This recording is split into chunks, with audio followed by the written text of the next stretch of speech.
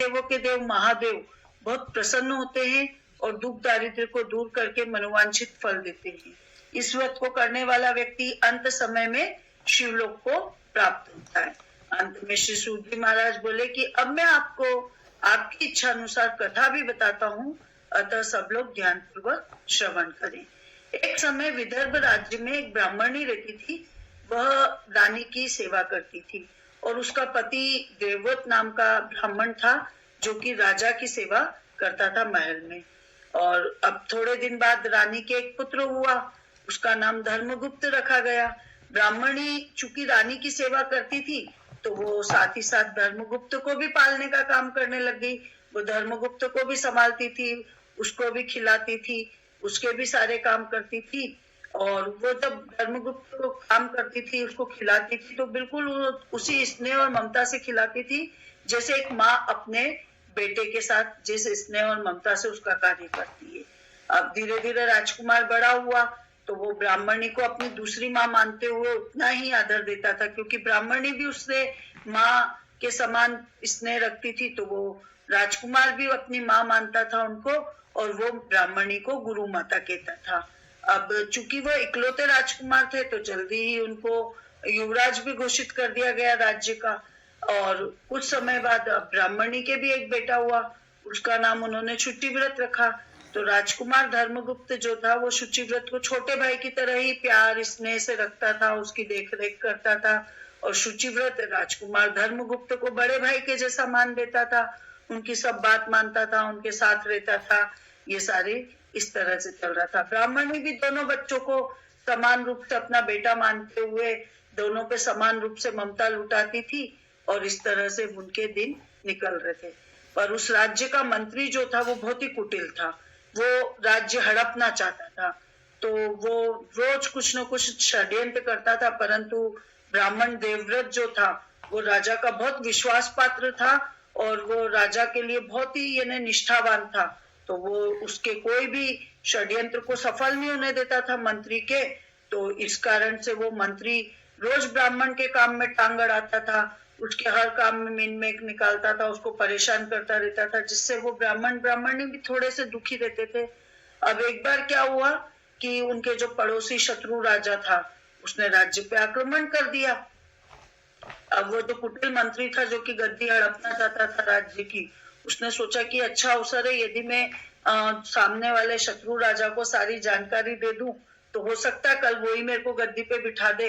तो उसने गद्दारी करके और शत्रु राजा से मिल गया, और उसने राज्य की और सेना की सारी गुप्त जानकारियां उसको पहुंचा दी। जिससे क्या हुआ, शत्रु राजा को जीतने में आसानी हो गई, और वो उस राजा की सेना को हराते हुए महल तक पहुंच गया। अब महल में ब्राह्मण देवव्रत भी राजा की रक्षा करते हुए मारा गया, और थोड़ी देर बाद राजा रानी भी मारे गए। अब राजा रानी के मारते ही वो कुटिल मंत्री ने सोचा कि राजकुमार धर्मगुप्त को भी मार दूं मैं, ताकि मेरा ये आखिरी कांटा भी हटेगा, तो मैं निष्कंटक होकर राज्य करूंगा। तो वो उनको ढूंढने लगा। पर जैसे ये बात ब्राह्मणी को पता चली कि राजा रानी मर गए और वो मंत्री जो है वो धर्मगुप्त को ढूंढ रहा है, तो ब्राह्मणी ने अपने बेटे को और धर्मगुप्त को लिया, और वो किले में से निकल गई और जंगलों में चले गई, छुप गई जंगल में जाके। अब जंगल में जब वो गई, तो उसके पास कुछ भी नहीं था, पति भी मर गया, राजा रानी भी मर गए, तो उसके ऊपर घोर विपत्ति आ गई थी। तो खूब दुखी रहती थी वो, पर दो ही बच्चों की रक्षा करने के लिए वो जंगल में ही झोपड़ी बना के और वहीं रहने लगी। अब उनके पास कुछ भी नहीं था, धन वगैरह कुछ भी।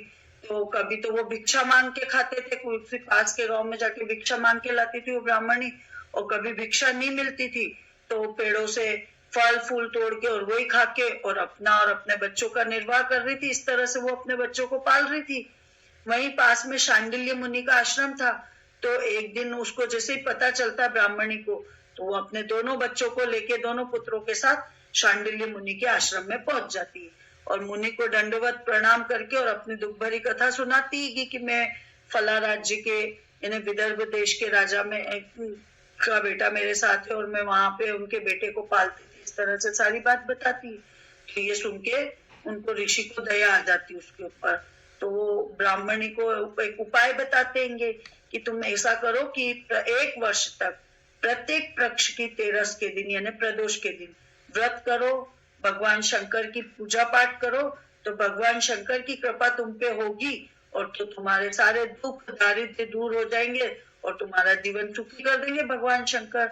शांडिल्य ऋषि की बात सुनती है तो उसको ब्राह्मणी को लगता है कि मैं तो वैसे भी कई बार हम तो कंदमूल खा के ही समय बिताते हैं, तो क्यों नहीं मैं व्रत कर लूं, हो सकता है भगवान को हम पे दया आ जाए और हमारे दिन ठीक हो जाए। तो वो शांडिल्य ऋषि से कहती है कि आप इस व्रत का विधि पूर्वक मेरे को पूजन का भी विधि विधान बता दो, तो कैसे क्या करना है। तो शांडिल्य ऋषि कहते हैं कि प्रदोष व्रत की पूजन और उसका विधि विधान तो बहुत बड़ा है, परंतु तुम तो श्रद्धा भक्ति और सामर्थ्य के अनुसार विश्वास रख के जितना तुमसे बने भगवान भोलेनाथ की उतनी सेवा करो। भगवान भोलेनाथ बहुत ही भोले होते हैं, इसीलिए उनको भोलेनाथ कहा जाता है। वो शीघ्र ही अपने भक्त पे कृपा करते और उनका कल्याण करते, तो भोलेनाथ तुम पे भी कृपा करेंगे और तुम्हारा भी कल्याण करेंगे।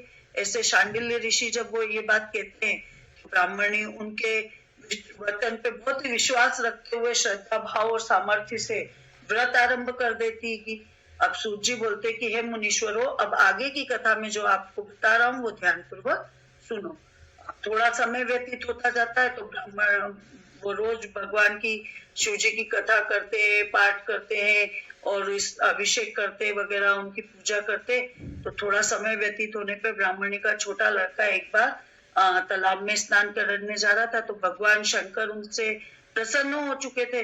तो रास्ते में उसके स्वर्ण मुद्राओं से भरा एक कलश उसको दिखाई देता है, तो वो कलश उठा के अपनी माँ के पास आता है। तो उसकी माँ जैसे उस कलश को देखती तो कहती कि दो भाई आधा आधा बांट लो आपस में। तो बड़ा भाई धर्मगुप्त मना कर देता है कि नहीं, मैं ये धन नहीं ले सकता, इस पे मेरा कोई अधिकार नहीं है। यदि भगवान शंकर मेरे से प्रसन्न होंगे, उनकी कृपा मेरे पे होगी, तो मेरे को भी धन प्राप्त होगा। अब इस तरह से थोड़ा समय और बीत जाता है। अब दोनों भाई एक दिन ऐसे घूमते घूमते जंगल में बीचों बीच पहुंच जाते हैं। वहां पे उनको बहुत सारी सुंदर सुंदर लड़कियां खेलती हुई दिखाई देती है, कन्याएं अटखेलियां करती हुई दिखाई देती है। वे सारी कन्याएं गंधर्व कन्या होती है, पर उनको तो पता नहीं होता ऐसा। अब उन सबको कन्याओं को देख के शुचिव्रत बोलता है कि मैं स्त्रियों के बीच में नहीं जाऊंगा।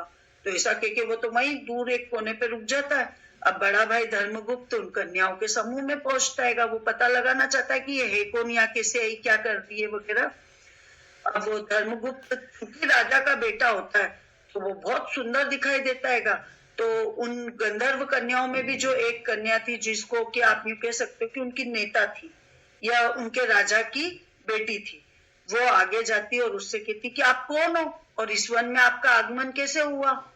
तो राजपुत्र जो रहता है धर्मगुप्त, वो बोलता है कि मैं तो विदर्भ देश का राजकुमार धर्मगुप्त हूँ और मेरे पिता की हत्या करके हमारे शत्रुओं ने माता पिता को की हत्या कर दी और मेरा राज्य हड़प लिया।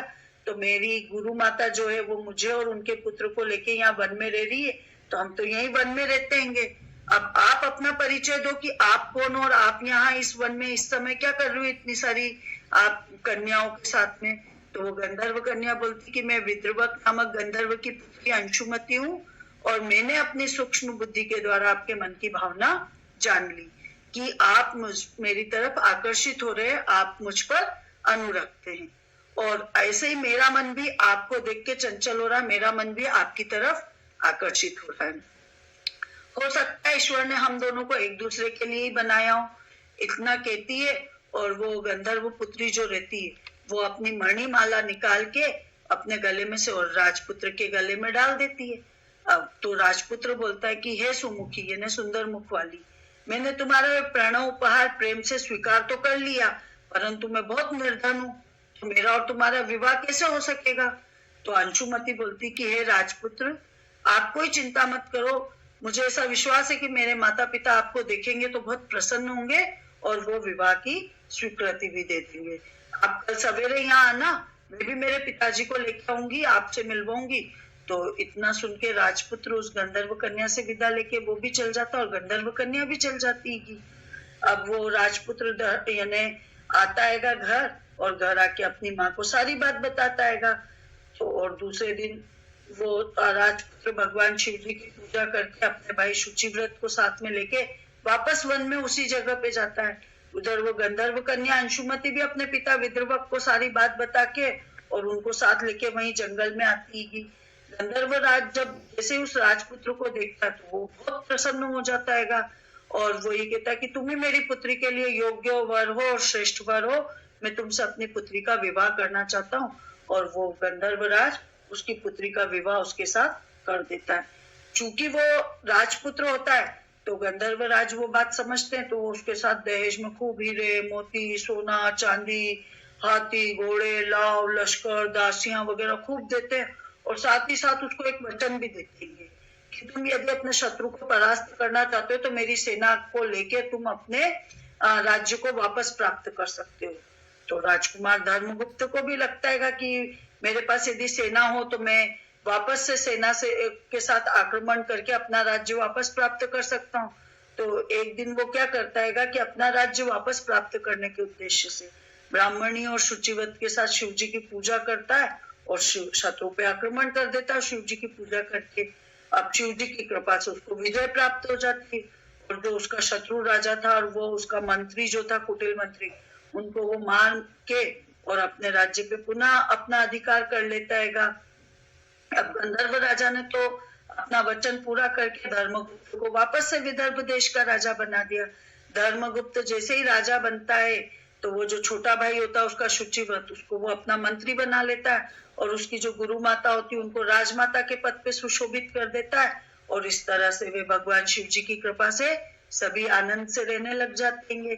तो सूत भी बोलते हैं, हे ऋषियों, जो भी स्त्री और पुरुष पूरी श्रद्धा भक्ति भाव से इस प्रदोष व्रत को करेगा और शिव जी का पूजन करेगा अभिषेक करेगा रात्रि में जागरण करेगा कथा सुनेगा, महादेव जी उन पर अपनी कृपा करेंगे, उनके सारे कष्ट हर लेंगे और अपने लोक में उनको अवश्य ही स्थान देंगे। भगवान शिव और माँ पार्वती कथा सुनने वाले सभी सुधी जनों की मनोकामना पूर्ण करें। ओम नमः शिवाय। आपको मेरा वीडियो अच्छा लगा तो इसे लाइक और शेयर कीजिए। अभी तक आपने मेरे चैनल को सब्सक्राइब नहीं किया तो कृपया मेरे चैनल को सब्सक्राइब कीजिए, बेल आइकन को हिट कीजिए।